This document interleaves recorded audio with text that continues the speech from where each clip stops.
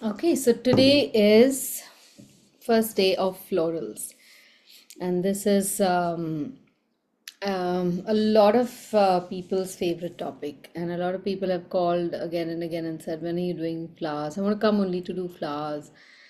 And this is the subject where also, if there are any men in the class, they run away because I don't know what they think about flowers, not their favorite topic. Um, Apart from the usual that the flowers are just pretty things to paint, there are lots of things that we learn in the process of making flowers that come in handy when we are doing other things.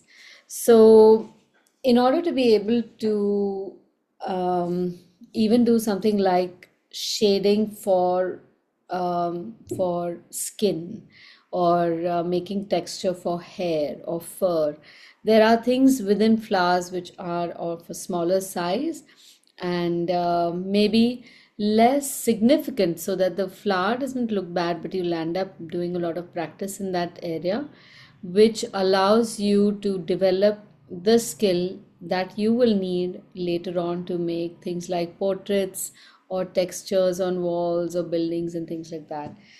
The application can change, but the technique continues to be the same. So, what I normally recommend is that we make the flowers for what we see of the flowers. We will see the same things that we see with everything else. We will see structure, we will see shape and form, and these same things apply for even more complex topics. But in flowers, if one petal is bigger than the other, it doesn't really look bad. If your proportions are a little off, you can catch them easier amongst fewer items. So the basic skills of understanding size, shape, proportion, placement, all that also is easy to practice. A flower is also usually a very small subject, so within maybe 10-15 minutes a day, you will be able to do the kind of exercises that we're going to do today. So that'll again help build your PABs and also your observation. Now today we are only going to do pencil sketching and shading. So no use of eraser.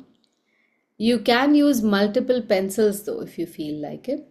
So if you are the types who's gone and very enthusiastically bought that big kit of HB, 2B, 4B, 6B, 8B, 10B, all of that, today is a nice class to do that, because we will have different shades and darknesses available.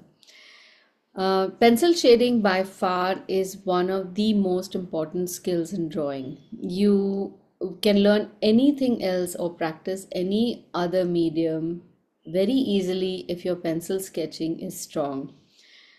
For that, you will have to learn how to wield the pencil in different ways. It's like, I suppose, anybody who uses tools has a certain ease with which they use the tool. So if you watch um, experienced chefs in the kitchen, there isn't just one way they will be cutting with their knives. There are various ways, and they will hold the knife, and then different vegetables or different objects will be cut differently. If you see even somebody who is using, I don't know, even a tennis player, they don't just have one grip and they are very carefully playing tennis with. They have different kinds of grips, and the tool becomes an extension of their arm. So this happens when you stop seeing it as a tool and start wielding it around according to whatever is required of it to do on the page. So I'm going to give you some tips on how to use the pencil. First and foremost, for sketching, don't use a very, very, very sharp pencil. We are used to sharpening it so pointy that it can actually puncture your skin. You don't need it that well. But since we are doing pencil sketching, just one twist of the sharpener will be good, so that it just refreshes the graphite on the tip of your pencil. Secondly, hold the pencil about at least an inch away from the shaving, and you will mostly move it away from there and up to just that point. Even if you're going to make anything detailed, you don't take it this close. Never hold the pencil this close, it really does you no favors. So it has to be at least this far away. And then use your fingers and your wrists more. Allow your hand to be supple. Now let's go to the pictures that I've shared. I've shared 5 images and we are going to make all 5. The first 2 are look a little complicated.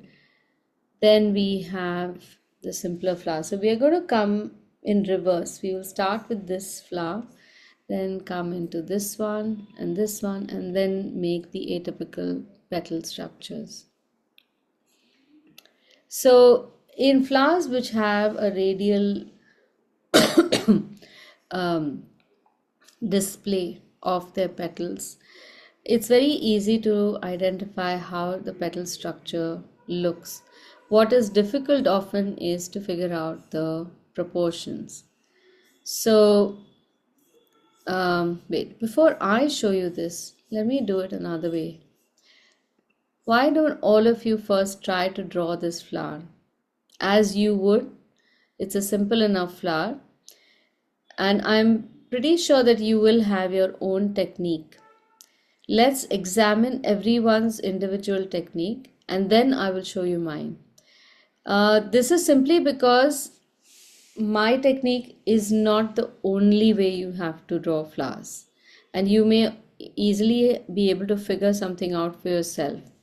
So, if that works, you can have more than one technique in your toolbox. Okay, do you want to start this? Just make a quick pencil sketch. Take about a couple of minutes. We don't need to make it too elaborate. We don't want to do a very exact shading also on it. Just a little sketchy shading is good enough.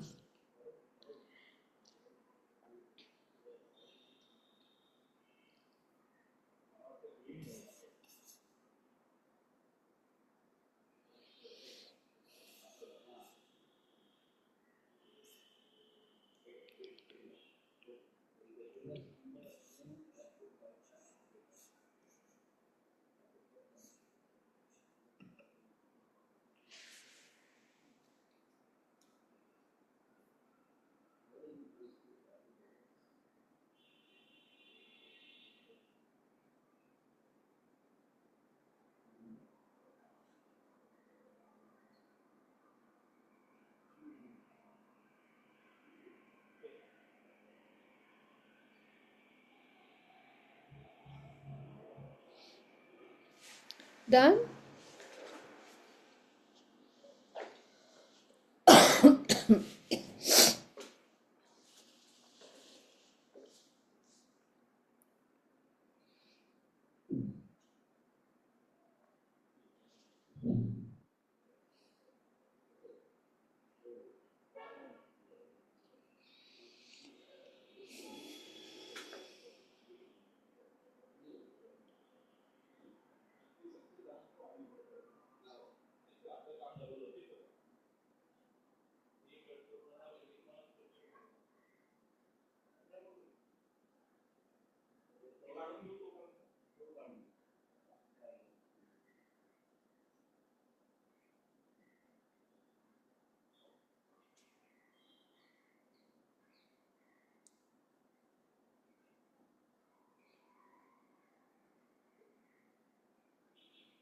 Done? Okay. Okay, now let me show you how I would do it, or one way of doing it. So first things first, let's figure out where a circle fits around this flower. Somewhat like this. The center part of the flower does not always have to sit in the center of the circle itself. So we get some placement. And then you can also figure out the placement or the position of the rest of the elements. Like if I were to make a line measuring the internal diameter of the small circle, I can place it on the left and see how big it is on the left, and then on the right to see how big it is on the right. Similarly on the top, it's almost the same. And at the bottom it's just a little short. So that is the proportion of and the placement of the inner white circle inside which you have all these pollen.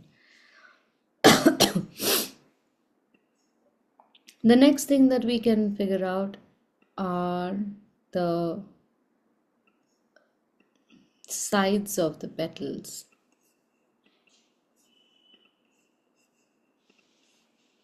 So for this I use the clock face. So we have 12 and 6 here, 3 and 9, sorry, the other way around.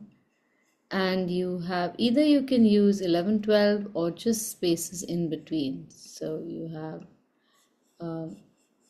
somewhere between 10 and 11, somewhere between 1 and 2. So this divides the circle into 8 parts. The choice is yours, whether you divide it into 8 parts or 12 parts or 6 parts. Everything is your choice. So as I see it from the center of the inner circle, if I draw a line coming towards the middle on the left, in the middle on the right, different parts can be drawn over here. I have to draw one petal that comes like this from the left and comes and joins the center at this middle part. Here we have the next petal which is almost horizontal, and this is not the immediate second petal, this is the third petal. And then we have the fifth petal where again these are the dimensions, and then we have the two petals hiding behind.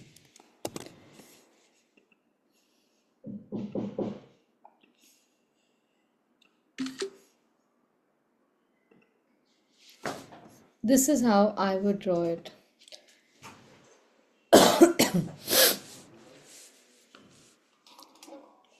Like I said, this is far too technical. Sometimes you don't want to do all the circles and all, but it's good to know, at least to verify whether you're on the right track.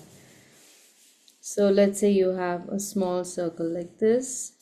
You make a vertical and horizontal line, measure it on either side, and we know that the bottom is a little less than the diameter of the inner circle. So if this is the inner circle, the bottom is slightly shorter, and likewise even on the left it's shorter, and on the top it's about the same, and on the right it's about the same as the diameter of the circle. So that gives us the position of the outer circle. Then you have the petal markers. Oh, I haven't shared a picture of the, sorry.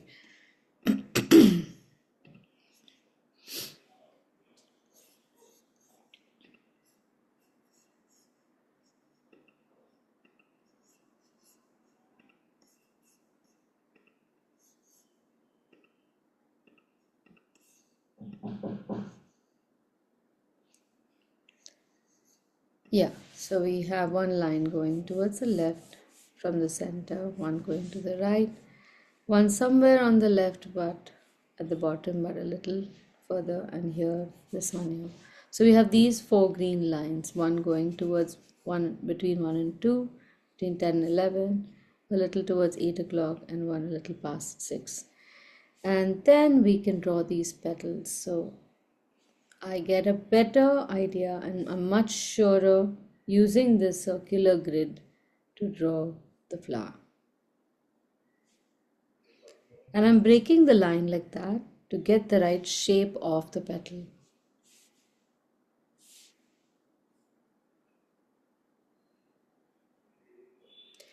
So whenever you're working with a grid, you have to just trust the grid. Don't second guess the grid.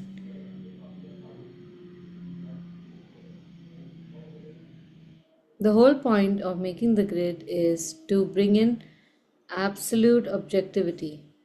And the reason why our flower is not looking like the center circle is in the center is because we are seeing the flower from a particular angle where these petals are coming up. So they are foreshortened a little bit. Trying to show foreshortening in the beginning has the best way to do it is to make these kinds of shapes. Now, right around the main stamen, you can draw a whole jumble of little circles. These will be the pollen strands. Now, even without getting rid of the grid lines, we can start shading. And shading over here is done by just moving your fingers. This is what I mean. You will do enough practice to strengthen your palms. Normally, when people are shading, I found that their whole hand moves. But you don't really need to do that. Keep your hand planted properly and then hold the book on the left hand, because then that makes your hand lighter, and give one uniform light or medium light tone to the whole petal. Then change the direction of the shading a little bit, increase the pressure just slightly so that you can change the tone in some parts. Now this will help you observe subtle changes in color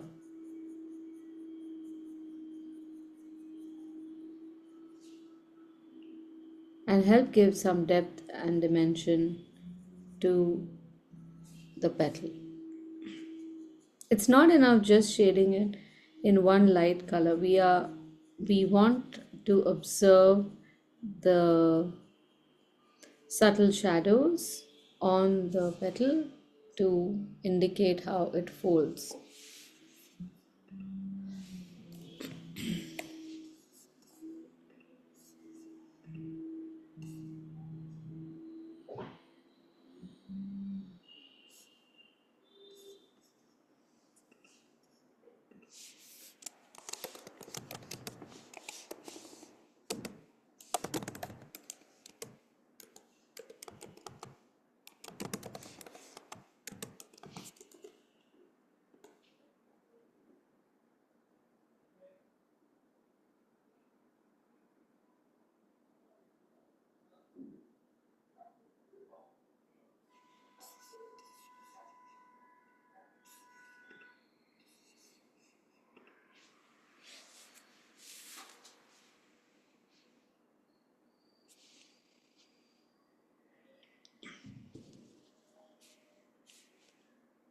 So this is the process for shading everything. And at this point, if you feel your lines are a little dark, you can get rid of the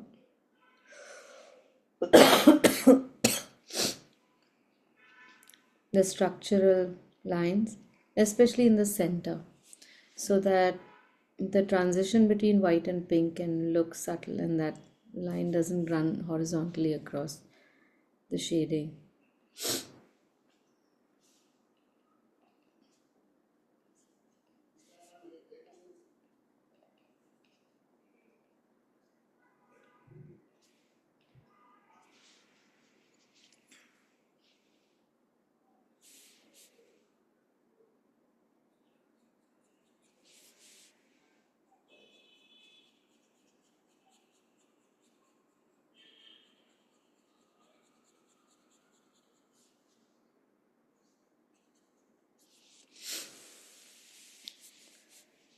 At every point you will find that one angle is easier for you to shade, so rotate the book around.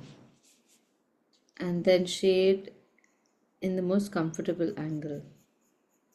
So when you're shading along the side over here instead of making lines at perpendicular to the petal, turn the book sideways and shade parallel to that center line. And you can change the direction of that shading as you proceed. It'll make it more natural.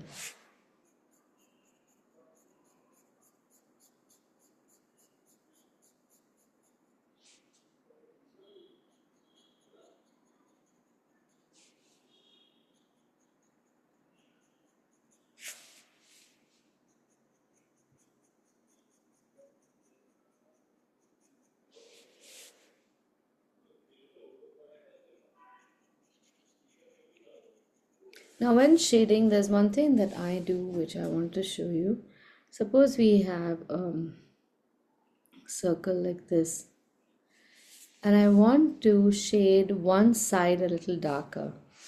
I am able to do something like this, where as I come down, I add more pressure to the stroke.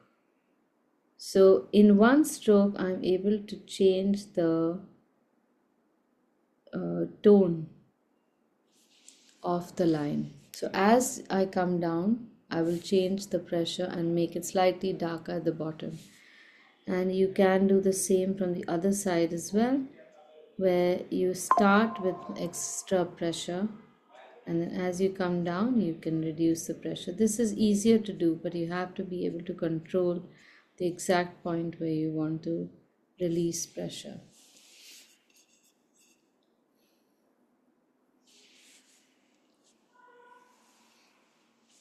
So that allows you to make strokes like this.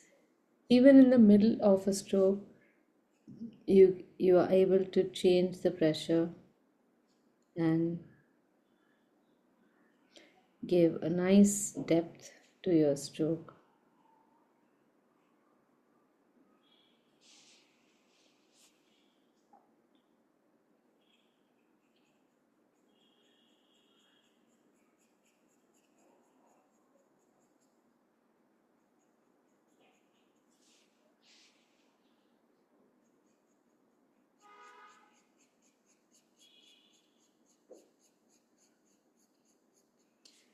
Now, some of you I had who have joined later had asked in our list. I think we have list of materials. We have these paper stumps. Do you have those?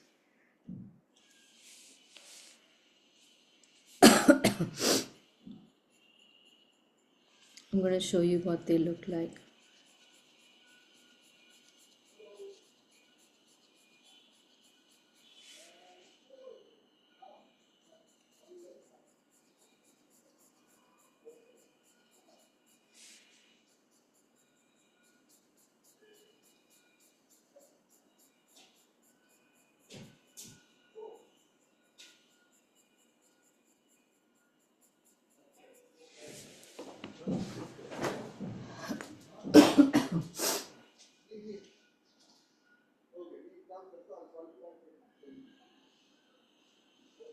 Aditi, Yeah.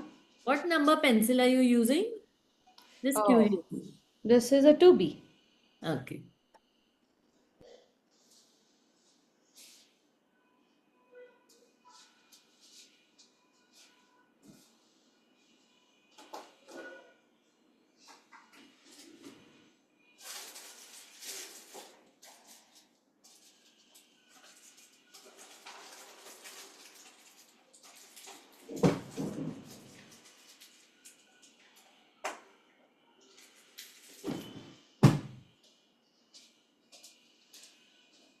All right, so paper stump is like this. It's either uh, made out of pulp, which is then shaped into a tip, or it is just rolled paper, which gives you a fine tip on one side. And this is used to blend all the graphite into all the crevices of the paper where the graphite may not have reached. So when you are using this, you have to not press as much as just spread. This is not used as a like a pencil.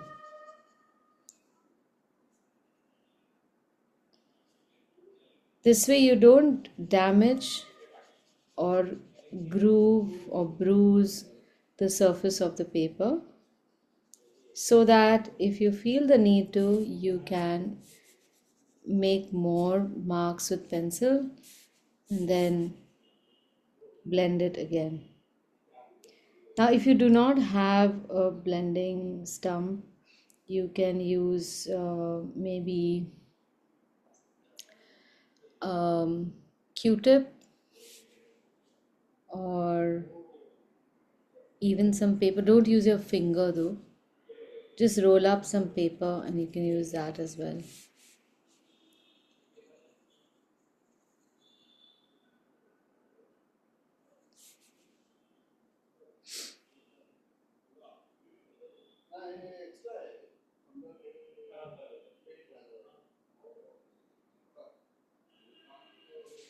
One second. I'll be right back.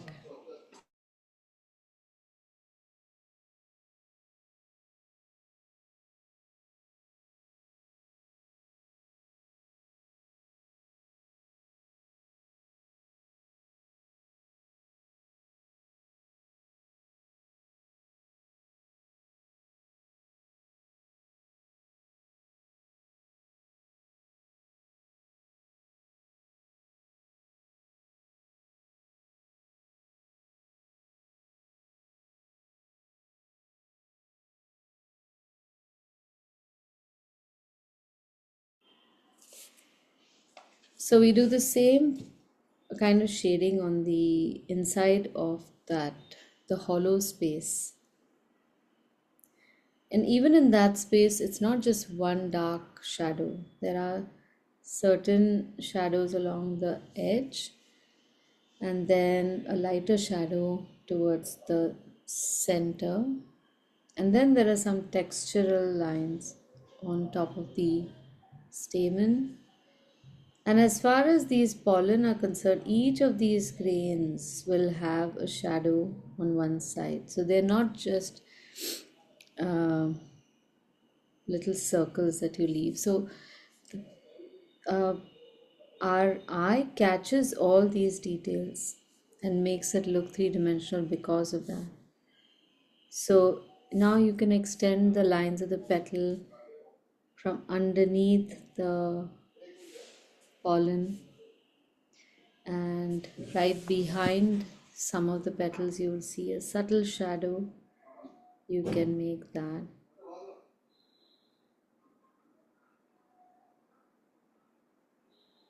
So these lines and these shadows can be made with a pointed pencil if it's difficult for you to see where the tip of the pencil is, or even a mechanical pencil for that matter, if you are going to end the picture or finish it with pencil shading alone.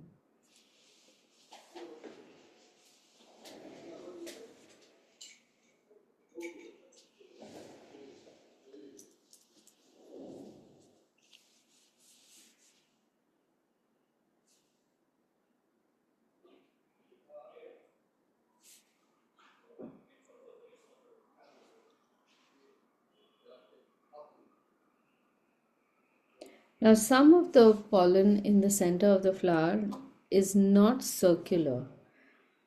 They have weird shapes, and the weird shapes are clumped together. So, sketch the clump itself.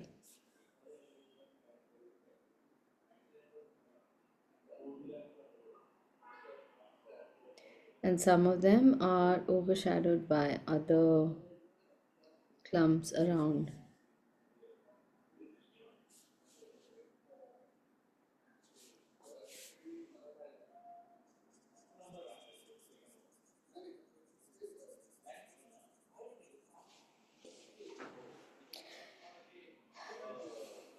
Now, usually I discourage drawing with a mechanical pencil like that because you tend to make lines which can indent the paper.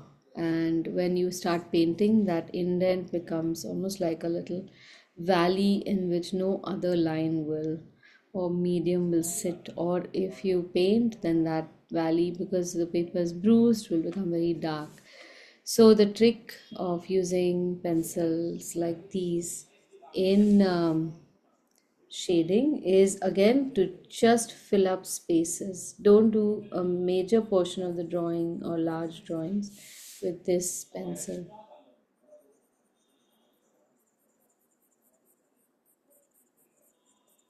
And all these crisscross lines can be blended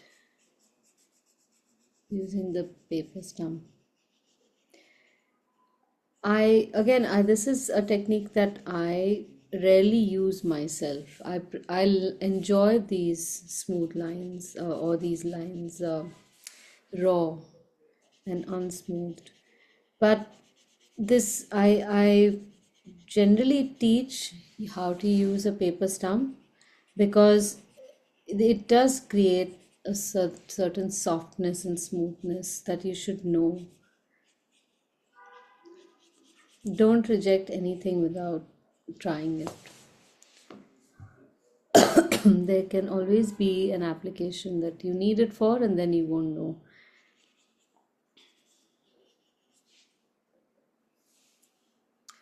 The other thing that you also can do is use your eraser as a negative tool. So, after doing all the shading, you can use the eraser to remove certain remove the graphite from certain areas in the center so that you can create that halo effect.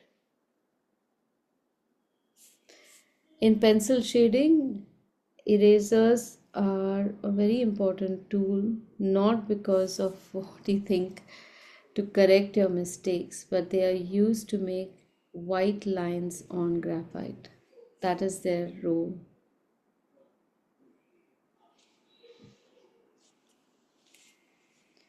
And then you can re-shade over there.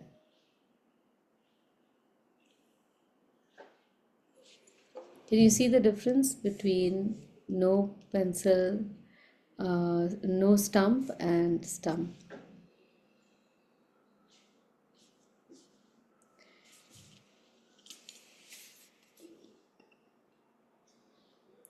Okay, once you're done, we will move on to the next flower.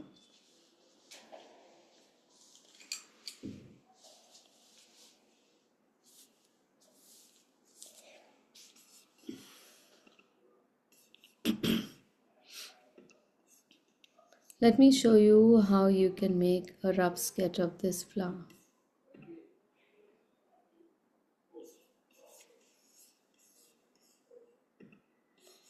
Now this flower is seen from a 3/4 angle. We are not looking at this flower right from the front. So we see more of half of the flower that is facing us and less of the flower that is away from us.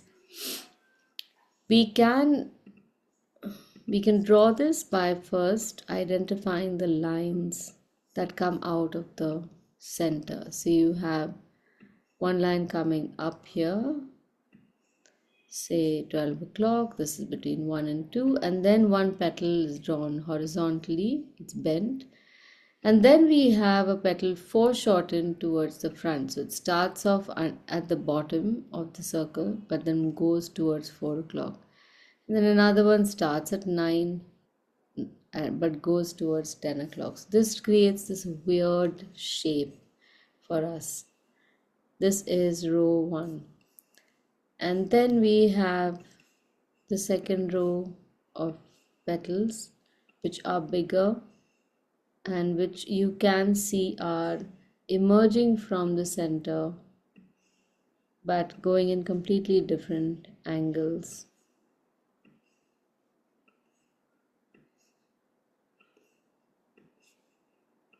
So these are the central lines, the lines that run in the center of the petal. We can also figure out their measurements, like the petal on the left, the longest petal is probably 2 plus the diameter on the left, and on the bottom it is about the same, 2 plus a little bit more. And the shortest petal is just a little bigger than the circle itself, or maybe even just that circle. Okay? Now, remember how the overall shape is. You have, you almost have a straight line running from here, from the bottom, and then you have this kind of shape in which you have to fill the petals. So the overall shape helps you to visualize how to place everything, and after placement it helps you to visualize the sizes of all the elements. All right, let's give it a shot.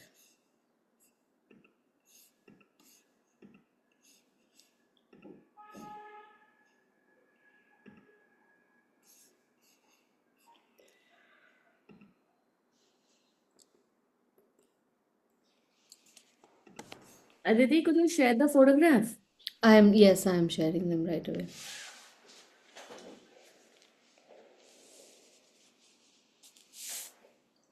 Okay, so let's try making that D first.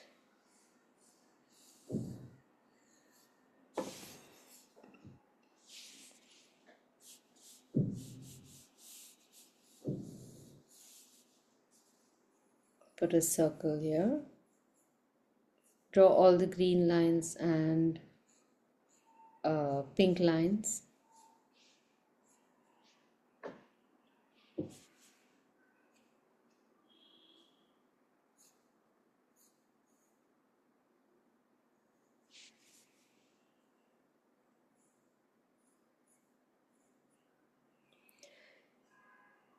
When you're making the petals, remember to not pinch the tips of the petals. Don't make them come outward too much. In some places they are pinched outward, but in many cases they are also turning to the side or to the back, so you don't see that pinch.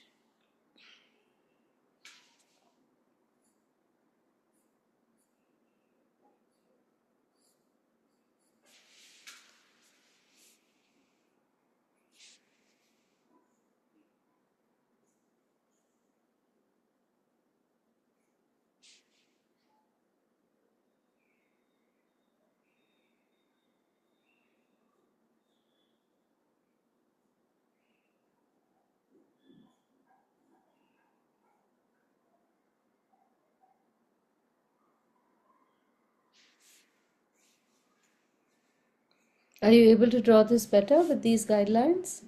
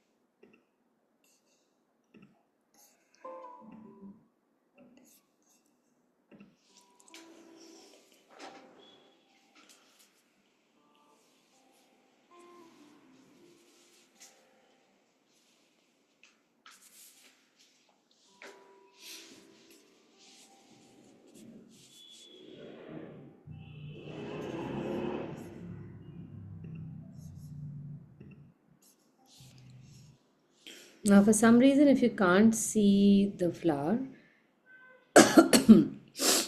you can make the overall outline first and then enlarge the picture to see the details. If you enlarge the picture halfway through drawing, I'm afraid you might misread the data and you will draw the lines either too big or too small. Somewhere the proportion will get affected.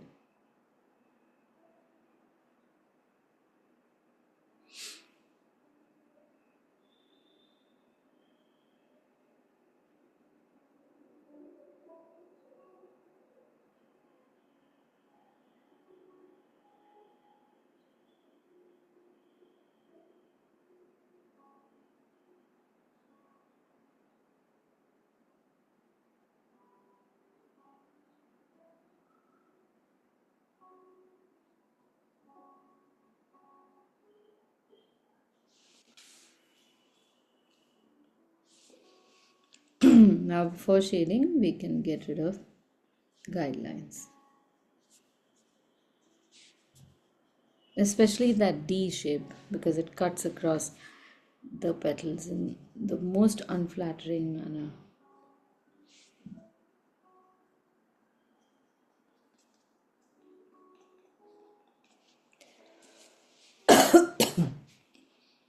And now you can start shading it petal by petal.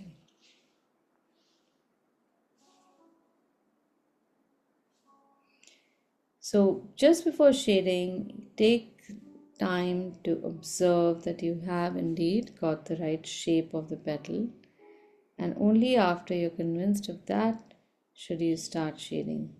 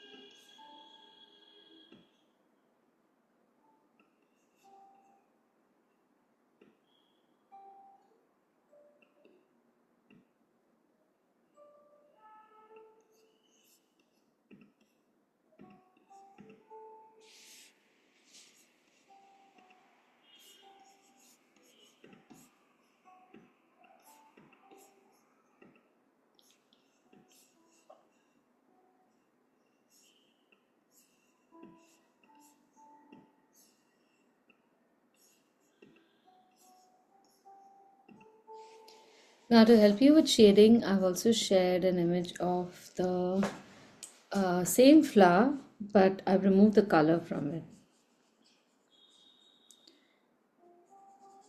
This way, you'll be able to only see the dark and light on the petals.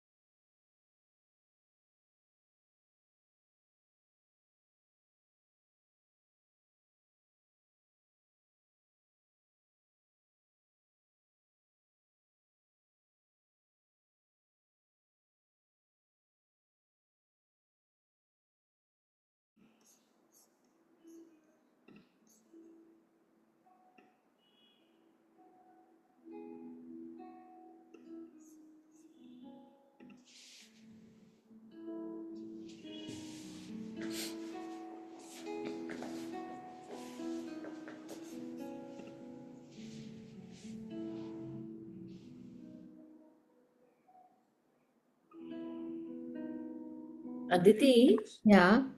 with that shading tip thing, Mm-hmm. what I'm finding is that the charcoal is kind of spreading throughout, and then it's the eraser that's actually helping to lighten it.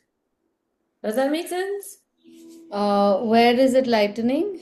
Like the tip, the shader is Like over spreading the here. charcoal throughout, yeah, Yeah. throughout the petal. So you're saying the paper stump is shading everything, and then you're Yeah, able to pick it up. Yeah, that's fine. That works as well. because the paper tip has already got a little bit of charcoal Yes. on it, right? Yeah, that's true. Yeah, you can do it this way also. As long as you get the desired effect, it doesn't matter. Okay. Often, this application of erasers is not even known to us.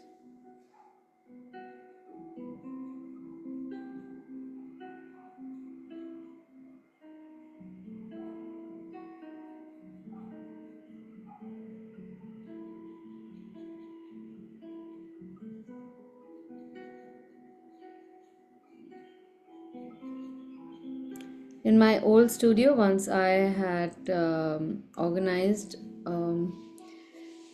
workshop by a Pune artist named Aditya Shirke, and I'd asked him to demonstrate pencil shading and a portrait.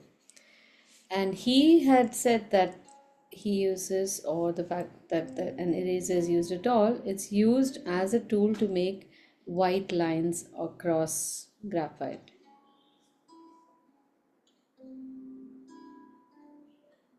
So it's a negative line making tool, not a correction tool.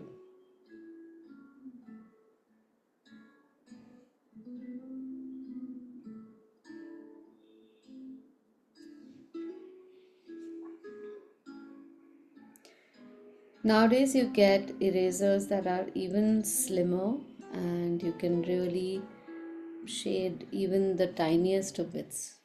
Like over here, we have the tips of these, I don't know what flaps these are, so that only the tips are light. And I will very painstakingly go and shade it like that also.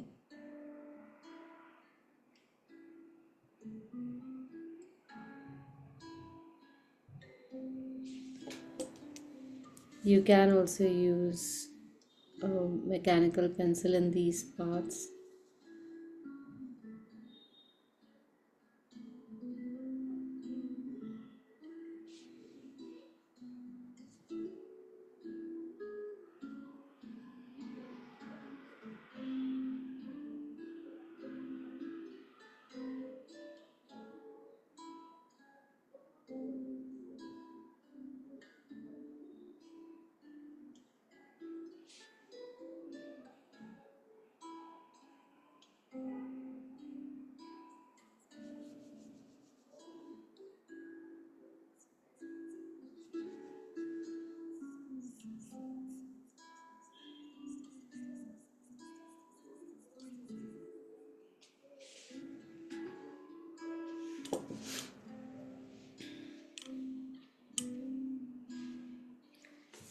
So if you've got this extra graphite on your paper stump, you can use that also for shading in some places before you put graphite with the pencil.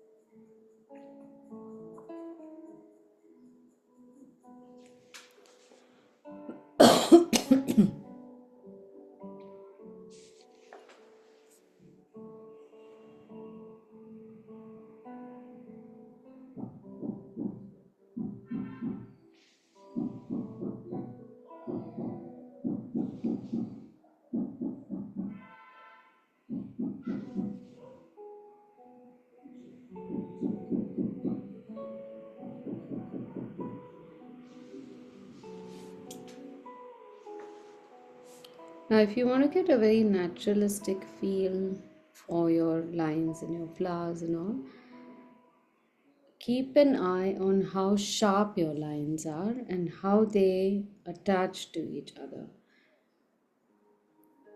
Anything in nature to me does not really attach in very sharp points. You will rarely see a straight line or a right angle corner.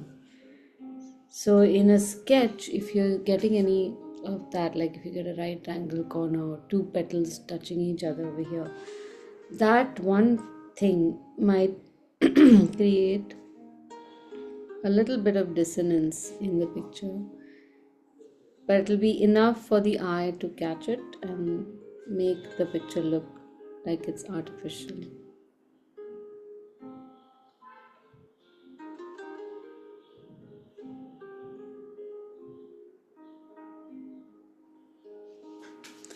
I remember when these artificial flowers had become really popular in the 80s. My mom would hunt through even those to look for some that looked very natural.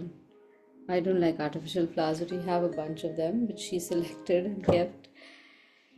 But she used to look for flaws.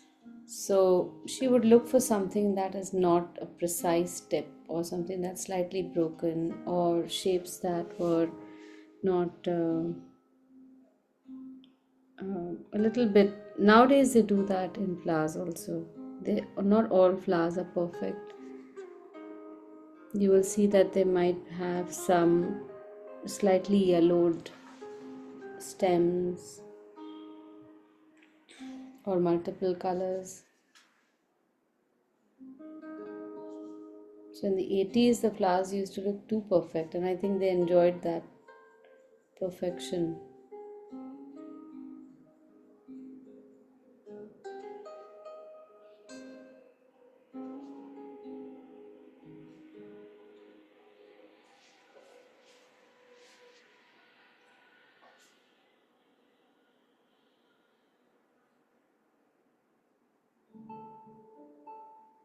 These lines that you see on the petal, each of those lines is unique. They're not all in the same direction.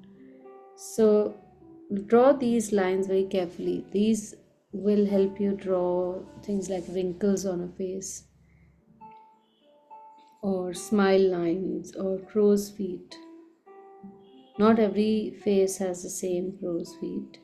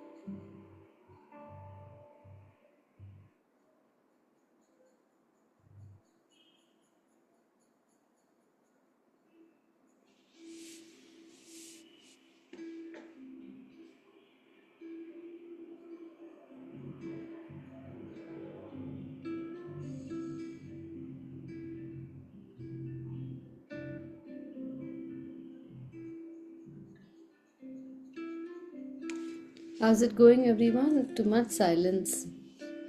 That's a good sign. Concentrating hard. My shading is a little darker than necessary. Same here, even mine. Yeah, mine is should not be so dark. I'll just show you. I'll just put it up, and you can tell me if there's something I need to do. Okay, Yeah, yeah. Oh, nice. Wait, this is looking very interesting. it's very dark, but I repeat.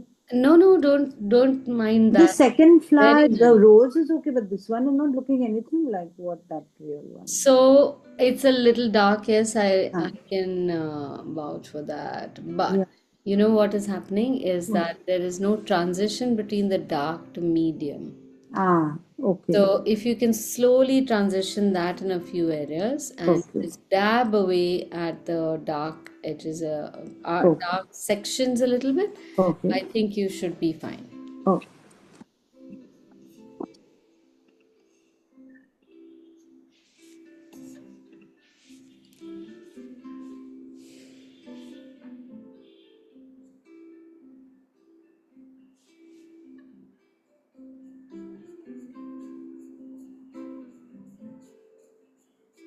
In any kind of achromatic picture, a color which does not have any, sorry, a picture that doesn't have any color in it, the hero then is contrast.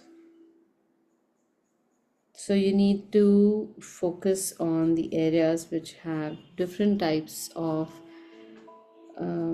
tones. A tone is a shade of gray, whichever. So you might have three tones, or four tones, or six tones. So a high contrast picture is one which has a lot of tones and also a lot of difference between the highest and the lowest tone. So the darkest and the lightest tone are very, very starkly opposite, almost black and almost completely white. And in between, there are multiple tones as well, so you get to see more detail. If it is a low contrast image, then you will have fewer tones and less clarity in the picture.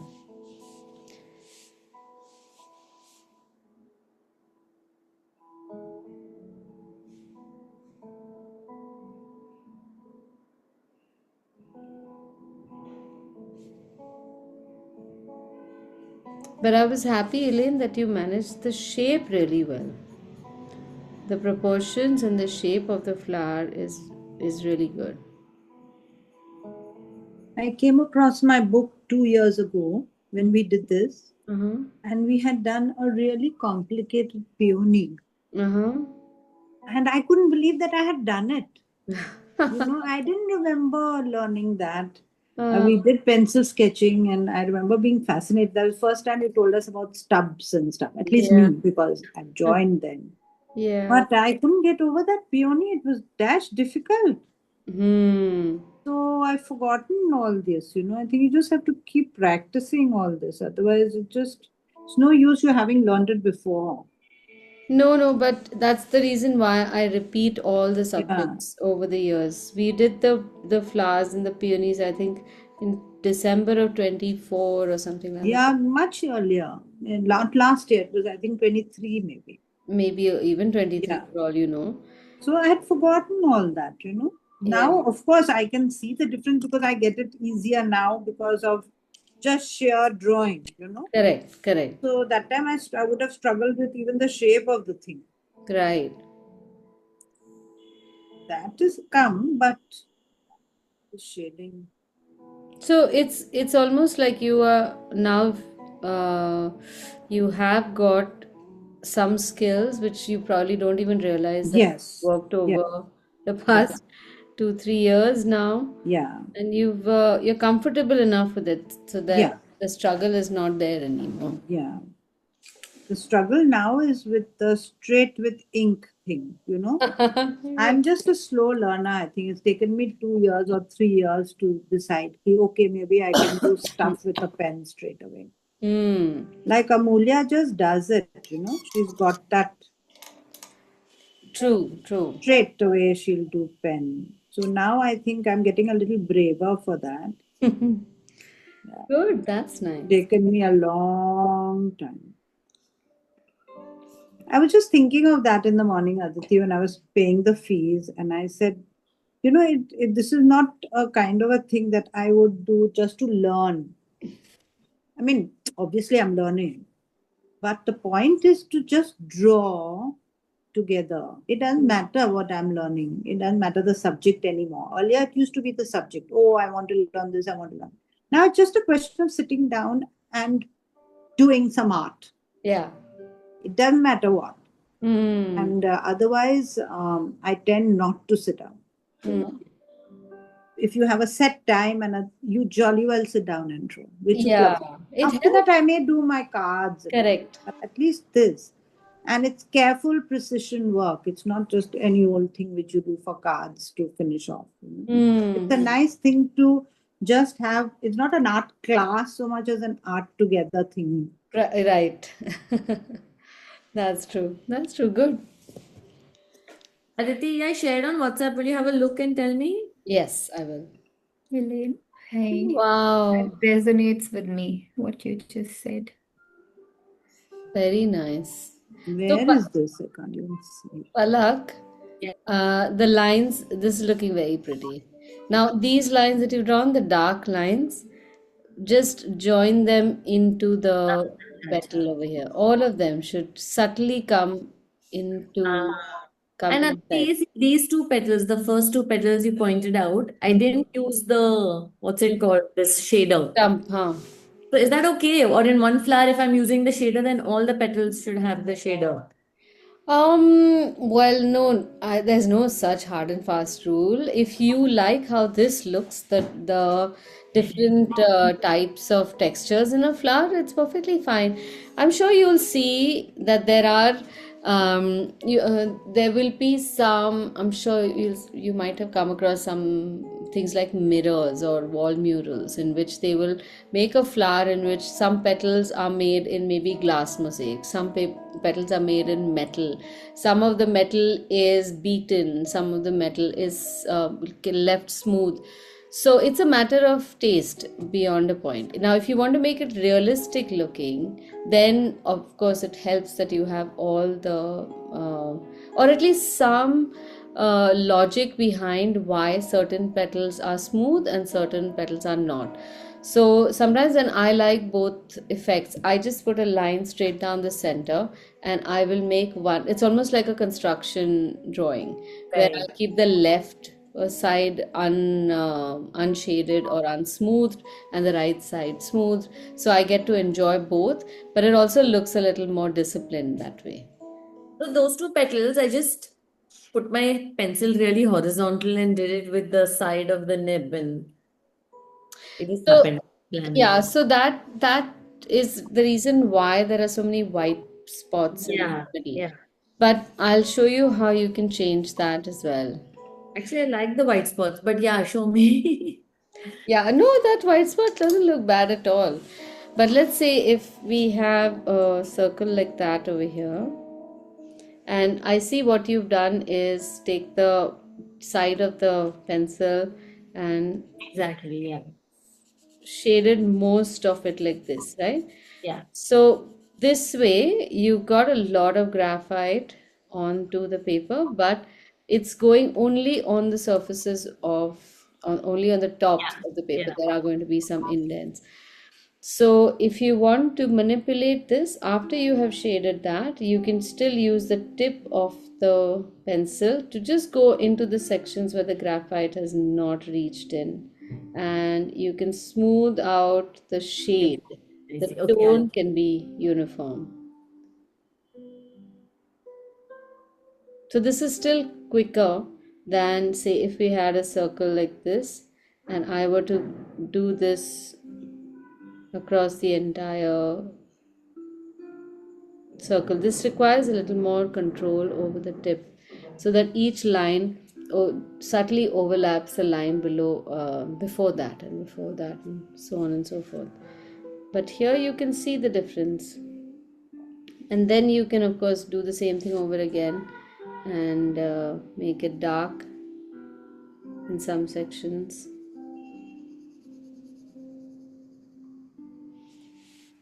And then again go over the balance with the tip of the pencil and make it smooth.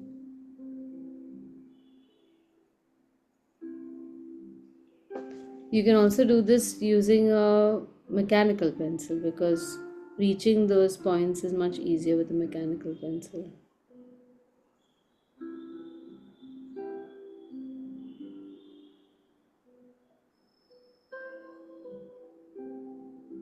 Another thing, Aditi, you had taught us earlier was that whenever you have a line, Mm-hmm. like a wrinkle, like a fold Mm-hmm. inwards, whatever you call that, indent, there's always a very light area right Yeah, next to it to right. give it that, The that give it feel that of them. indent. Yeah. Mm-hmm.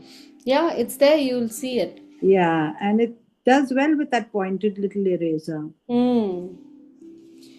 All right, now we have three more flowers to make and I 15 know. minutes to go. So, of course, we have to make them in those 15 minutes, but Oh, I'm going to Lord. give you a better technique to do this now. So, this is for making quick sketches only. And in this, what all that we have done in these two flowers, we have to do the same thing, but we have to do it very sketchily, and the lines are also going to be rather sketchy. So, um, let's do the sunflower first. So I just want you to see how I make the flowers. If you can give me maybe 5 minutes, I'll just show you all the flowers, and then I can give you 15 minutes for the flowers that you make. Okay, so this sketching method is much more fluid.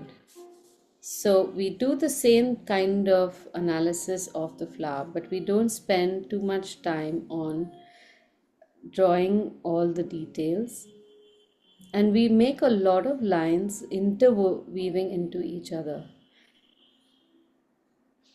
Keep correcting your lines as you go along.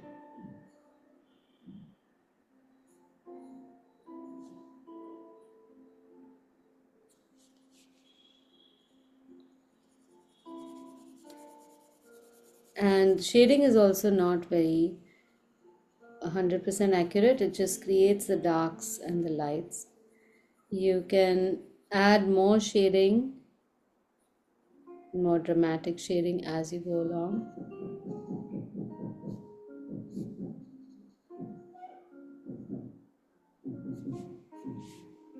So this kind of sketching is absolutely vital. This is fine, but this kind of quick sketching is absolutely vital to develop a strong hand and eye.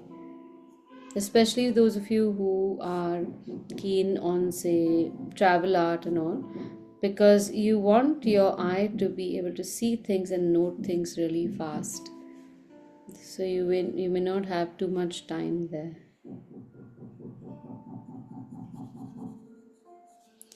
So we don't really worry about whether or not all the petals are looking accurate and all our shading is precise and it's smooth and it's getting the right tone.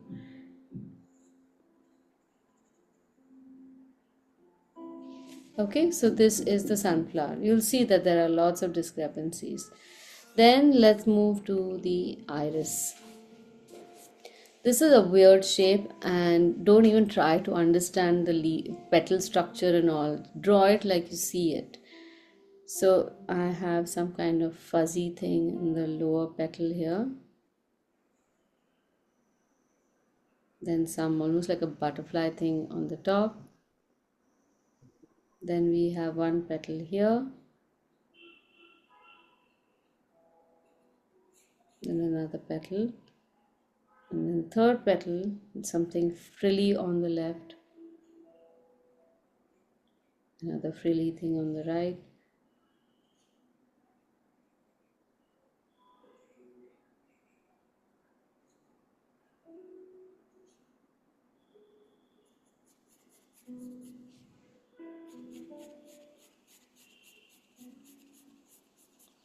So use the pencil to create color and texture in one shot.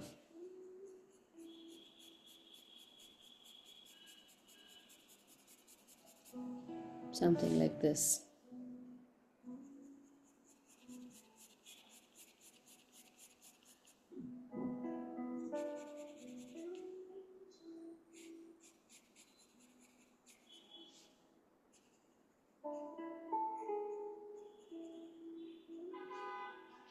And then we have a whole lot of shadows. So use the pencil only to maybe make those shadows, make them very dramatic.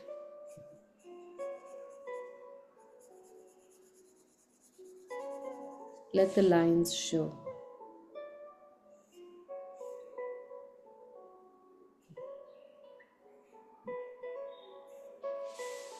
Okay, and I have 1 more minute to show you the orchid. So here again, go by the overall shape of the orchid and break that up.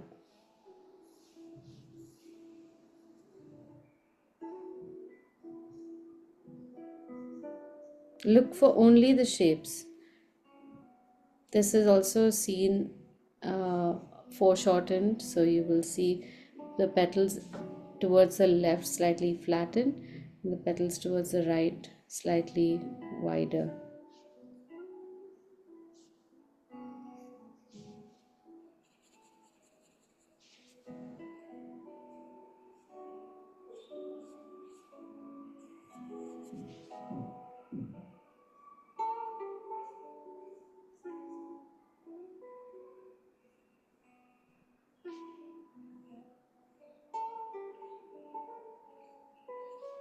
All right, done. As promised, done in 5 minutes, and I'll give you 15 minutes to do all three. Oh man.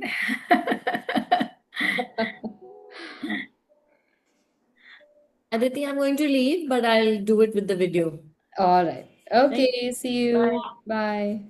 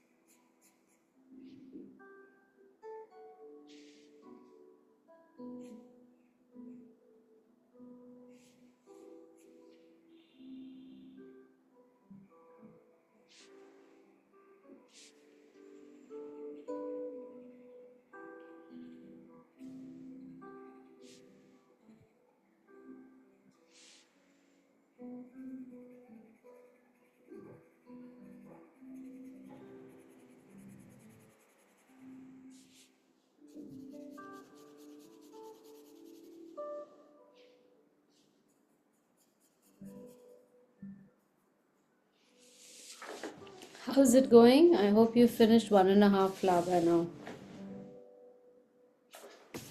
Oh, Bhavani has finished something. Arriva.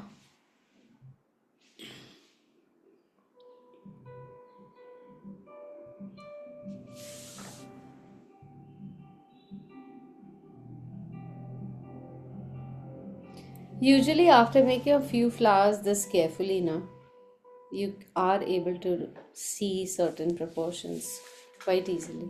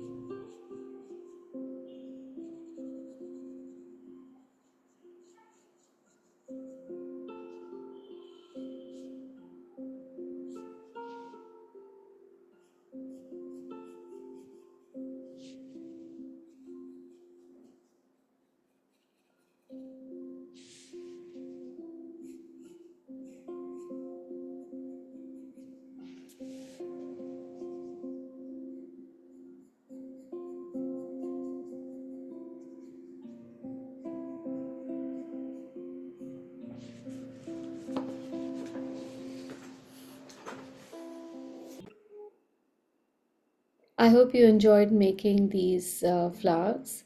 And if you have any comments or any feedback that you'd like to share with me, please don't forget to add it in the comments below. And I'll see you in the next class. Bye.